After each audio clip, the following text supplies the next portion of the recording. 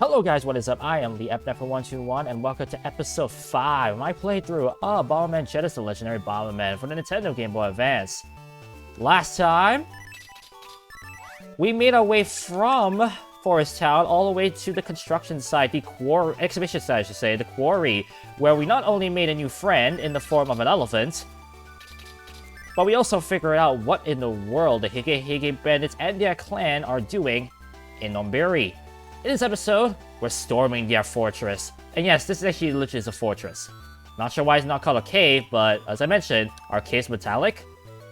In this episode, we're doing that right now. Fortress, it's time for you to get wrecked. If you guys are hyped for more Bomberman Genesis here on the channel, make sure to hit the like button, subscribe to my content if you're new, and ring that bell to find a total on the channel. Last episode on the card, top right.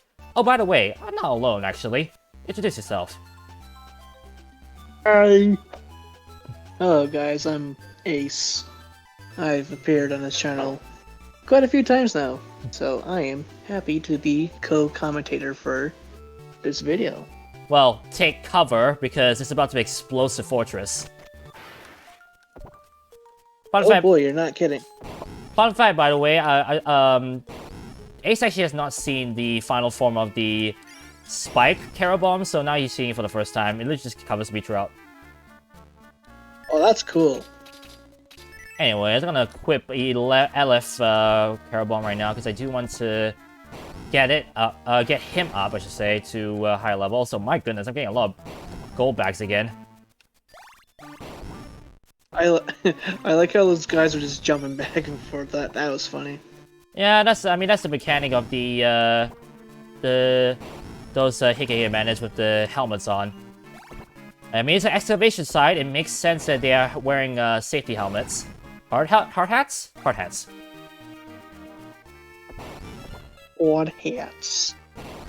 Mm. You know, that's the slow one. Can I at least get the other one? Yes, there it is. So, I'm not sure you guys can hear it, but I'm mashing the A button on my controller right now. You can see I'm not allowed to use any bombs. So that's the other debuff in this game. I was gonna say, was it make it doubly slow or something? Oh no, this one is just the fact I can't place bombs. Now I can place bombs. So, right out the gate, I should mention, you can see there's a split path. If I press the L button on my controller, you can see that I bring up the map. Although the map is not that filled. Do note though that this interface is not available if you did not collect that intercom that I found in the last episode in that treasure chest. So do remember to pick that up if you don't want to get lost. And don't worry, that map will soon be very filled in due time. Actually, the funny thing is that Ace actually also knows about it because I did show him this. Yeah. Anyways, we got more of the diggers. As I mentioned before, they can drop down to the ground in random times, so it can be quite frustrating to kill them. We also get introduced to... No. Oh, level 3, nice. Actually, good thing I leveled up LF to right now. Also, here's the design. Because I can now do this. Watch the speed. A lot faster than earlier than the 2-star Carol Bomb. So that's quite nice. I think the speed has increased this time by another 100%. So now the speed is 300% as you than the when LF was in his first 1-star form. So there's that. Now here's the thing, did I press the button? Yeah, I did press the button, which allows me to take the right side of this track, which by the way, new mechanic, we have these carts that allow us to, well, hop anywhere. And don't worry, you can't fall into the abyss. They are programmed to go through the entire track. Hey look, a computer, let's turn it on. Ooh! What we just got is this, a hard drive, a floppy disk. Yeah, back in the days when floppy disk exists, remember this is a 2002 game. Back when they were actually relevant. Well, in this case, the floppy disk is very relevant because, ta-da! We now have a view of the entire map in this dungeon. The one thing it doesn't show, however, is hidden rooms, and those hidden rooms I'll get to in a moment, as you'll see. Also, these push puzzles you see with these blocks, expect more of these in later fortresses, and trust me, they can get a bit complicated. Because who doesn't like complicated block puzzles in your Bomberman game? Actually, Actually, not thinking. Absolutely no one. Actually, not thinking about. I wonder if that's a staple in the Bomberman series, because even I myself don't even know that. Now, if we take a look at that map, we can see that this path takes us to a dead end, but that dead end actually has a purpose. Right out the gate, you may think to yourself, oh, just a random hige villain here, and then nothing else. Well, wrong. I wonder if Ace has spotted the one elephant in the room here. And no, I don't mean the elephant that's my Carrot Bomb. No, I'm kind of slow, so I don't. Do you see a cracked wall? Like it's still in Zelda? Oh yeah, I see it now. If we place a bomb on it, gee, I wonder what happens. Da da da da. Exactly. Another room! Another room with another block puzzle, and what's inside this chest? That's right, ladies and gentlemen, we can finally place another bomb. We now have 3 bombs in our arsenal. That's cool. That literally cool with the ice bombs I had. Also, let me just use this. Honestly, this is a very helpful Carrot Bomb, and it will prove super helpful in a later room, as we'll see. And that room actually leads to another, admittedly, well, okay, I wouldn't say stupid, but more so young self me struggling with games. Right here, we're in another case of another geyser. I'm not too sure why there are geysers inside the quarry, but beats me. Now, as I mentioned before, video games. Yeah, video games. The fact they pause, it can work in your benefit. Come on. What are those green things? Like look like it was a potion of some sort. So yeah, that was. Think of it as a heart container, like a heart, recovery heart. Oh, okay. We got more fruit. Just making sure I can get the LF up to a 4-star, because honestly, I like the 4-star design of LF's LF Carrot Bomb, as you'll see. Now, here's the thing. I know the Carrot Bombs have different names when they evolve, but I don't actually know their actual names. I will get to those in a later episode. Right here, another new enemy. We've got the Scorpions, in which when they see you, they immediately shoot. This is actually one of the rooms where the 4-star Spike Carrot Bomb helps a lot with, well, evading these creatures. Defeat them all, you'll see that the gate is open, kind of like in Legend of Zelda again. And inside here, we have better running shoes. Watch this. Ooh, that is fast. A lot faster than usual. You're not moving at the speed of Sinnoh anymore. We're now moving at the speed of Johto, apparently. Be quiet. It's such a... Sorry, I stole that Strangely... joke. I stole that joke from him when I was planning this episode. I was having such a hard time trying to spit out what I was trying to say. Anyways, right here is actually the room in question I was talking about I struggle with. This room, I didn't understand this room. No enemies, and the gates are locked. What I didn't know was that I was actually supposed to clear all of the blocks in this this room. There are not as many blocks as you see a regular room, so therefore, yeah, that's what you're supposed to do. Now, the interesting thing is that this 4-star Spike Carrot Bomb helps a lot because of the pellets they keep shooting at you.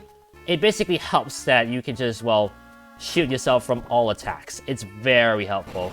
But me, as a young kid, did not realize that.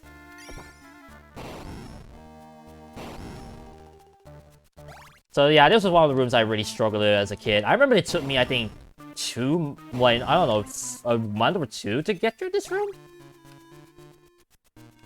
Did you say month? Yeah, month or 2, I would say. Oh, wow. As I mentioned, it took me 15 years to play finish this game by myself without a guide. And for a game that's all Japanese, I think you can excuse me on that. That's fair. Play whack-a-mole. Sort of. I need to kill all these diggers to progress on. There we go.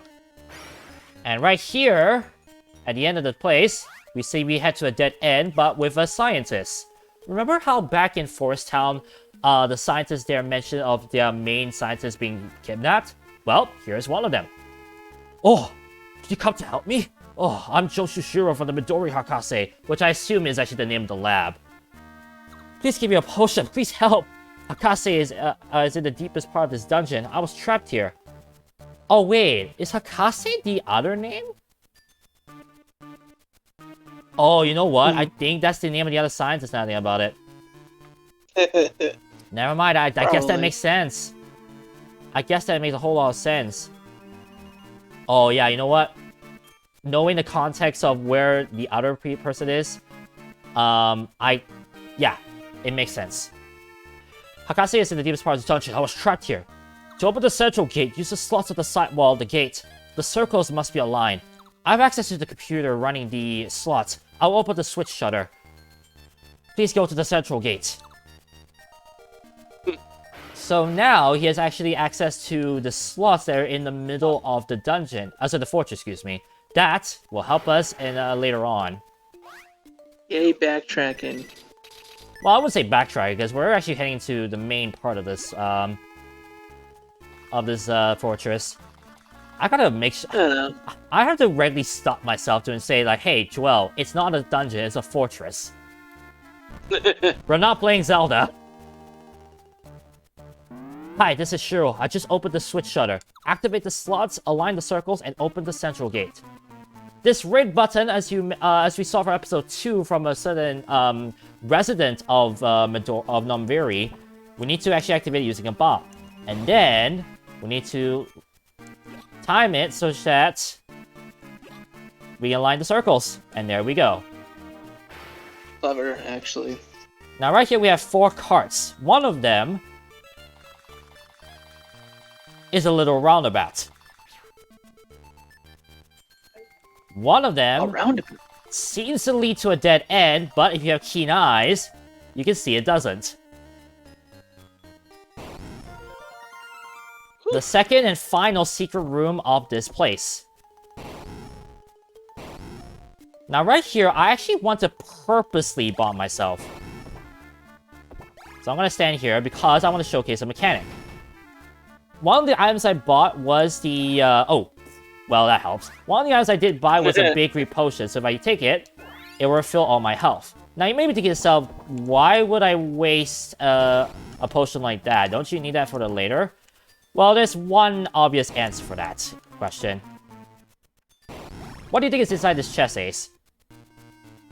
A better potion. It's just the same potion. Now, here's the interesting thing. That chest will respawn. That chest actually will remain closed once we exit out. So if we exit out the dungeon, dungeon. Oh my goodness, I keep doing that.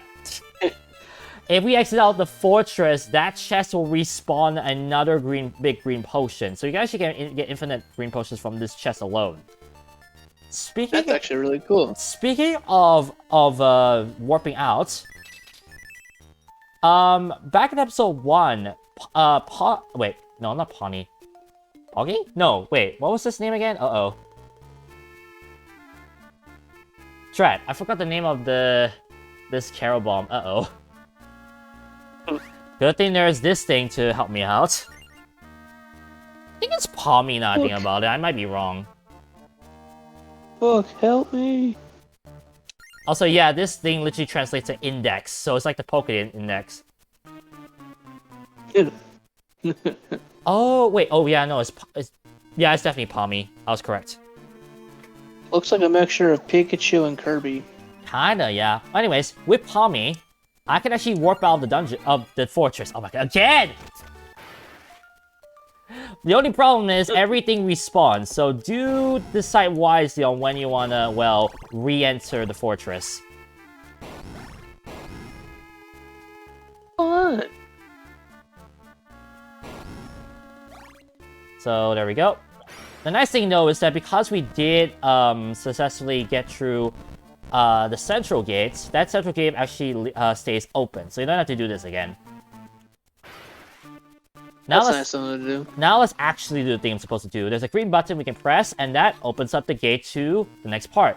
Also, that symbol looks very familiar. that spaceship that we saw last episode bore that same symbol. And that is actually the symbol of the Hige Hige, which is, of course, the bad group that we're trying to fight.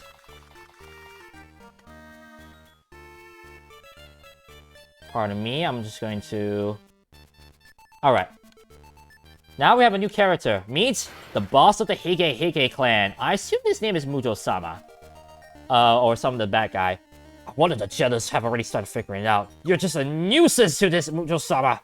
Hey, play with this guy for a while. Come on out, true mockness. I'll get the data ready.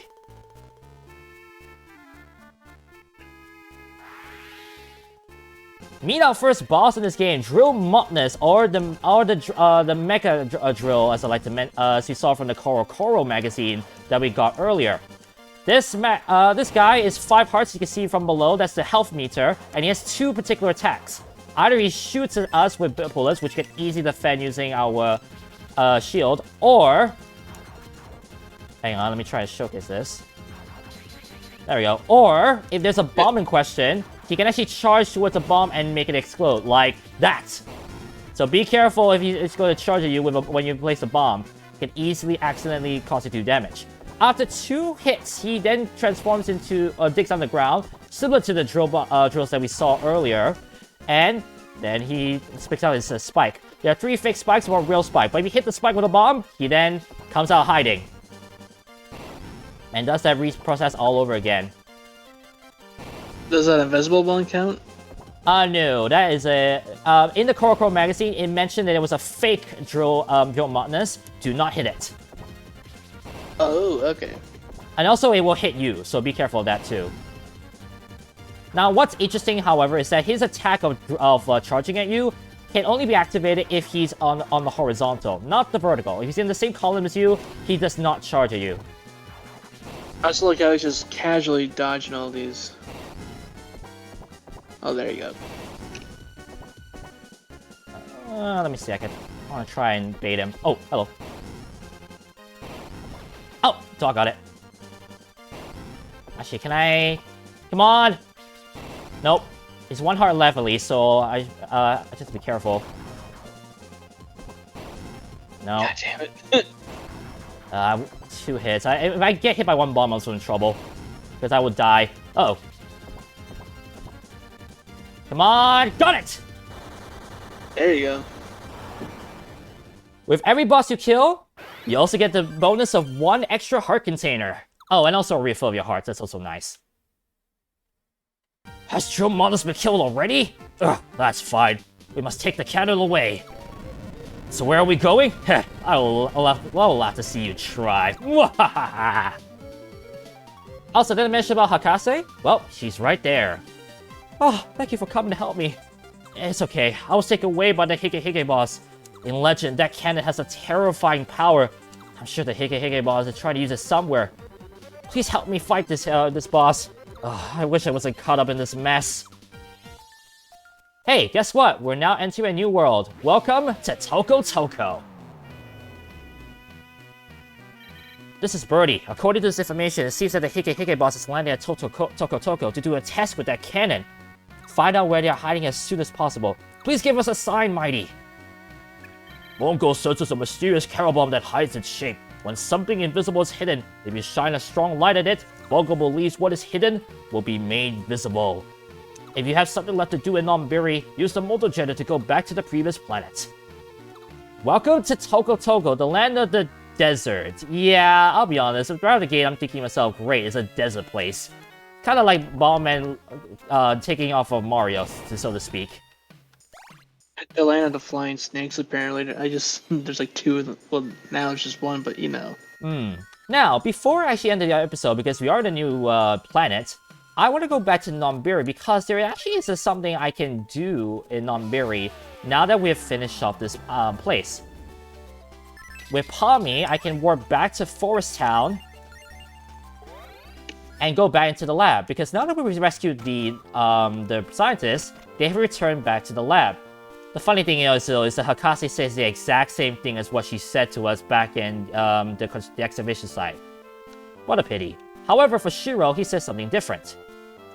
Hi, thanks again for your help. I was wondering what happened to When I secretly listened to their stories while they held me hostage, they said they were going to try out the cannon Toko Toko. Please go to Toko Toko and tell me what they are doing.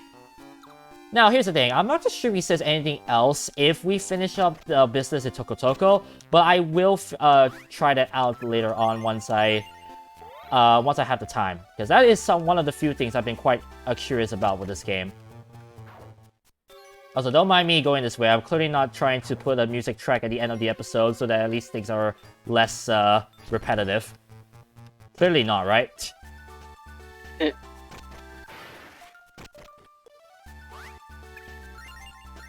Anyways, with that, I'm gonna end it off here. Next time on Bomberman Jetters, the legendary Bomberman, we head over to planet Toko Toko and see what lies ahead of us, and we make our way, and we'll make ourselves a brand new friend as well. Thank you guys so much for watching, but remember, the adrenaline rush is real. This is the Ep 121 signing out, and I'll catch you guys in episode 6 of my Let's Play of Bomberman Jetters, the legendary Bomberman. Peace.